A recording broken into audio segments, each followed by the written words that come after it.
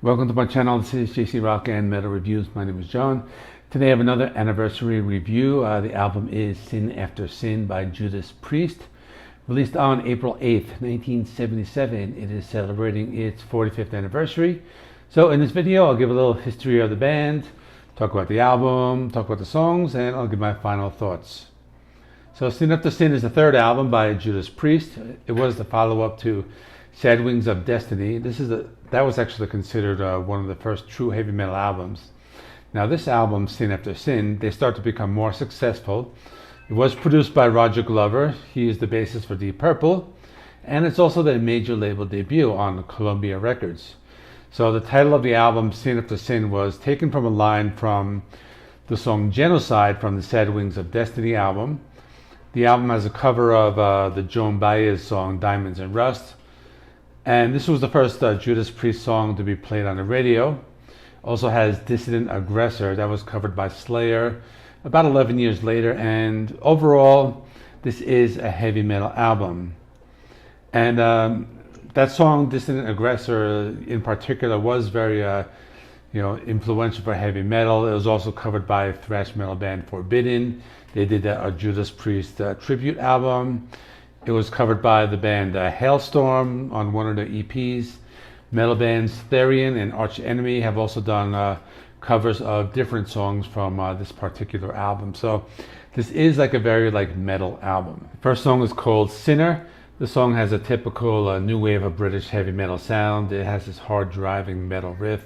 The song is pretty cool, has a pretty cool tempo change and a breakdown around the 2-minute mark. Has some great vocals by Rob Halford. This is also one of those metal songs where they have a slower, more atmospheric and almost psychedelic section in the middle with lots of guitar acrobatics. Afterwards the song picks up, again it gets really heavy. This is a technique used by many metal bands in the 80s. Next, Diamonds and Rust, that's the Joan Baez song. It's a cover song.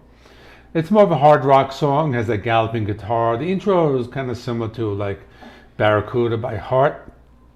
The guitar tone has a little less distortion, more of that echo effect. And it does show off Rob Halford's ability to be able to sing any song from any genre. They still add in some distorted guitars, make it sound metal, but it's definitely a great song. The lead guitar playing that goes along with the vocals in the verse section really makes the song very good. Then is Starbreaker. It's a heavy song. It starts with a drum intro, some heavy riffs. What stands out for me in the song are those galloping guitars in the intro. This is something we didn't hear much in the 70s, but used a lot in heavy metal, in the 80s and beyond. Next is Last Rose of Summer. It's a laid-back rock song. In the 70s, metal bands weren't forced to just do everything super heavy and super fast. Bands like Judas Priest and Black Sabbath, they were kind of free to do kind of other stuff. And it's a laid-back rock ballad, it has the clean guitars. It's a really good song. It's a really different style for the band. You wouldn't really hear this type of song on their later albums, in the 80s and afterwards.